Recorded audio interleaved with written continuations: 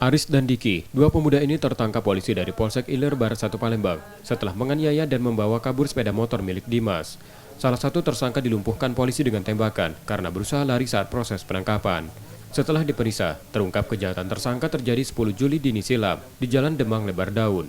Tersangka bersama satu rekannya yang lain dan masih diburu polisi, mengisi BBM di SPBU bersebelahan dengan korban.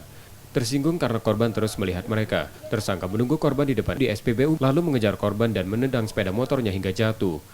Selesai melaksanakan pengisian bahan bakar, mereka nunggu di pintu keluar SPBU Demang.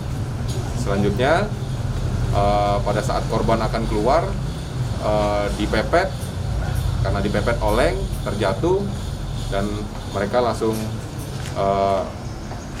mendekati korban, ada yang memukul, ada yang menggunakan kunci pas 12 dan ada yang menggunakan obeng. Ya, setelah ngeroyok korban jatuh, motornya dibawa kabur oleh pelaku. Karena perbuatannya kedua tersangka ditahan di tahanan Polsek Ilir Barat 1 Palembang dan terancam hukuman di atas 7 tahun penjara. Rizky Oktora, Muklas Diferensial, Kompas TV, Palembang, Sumatera Selatan.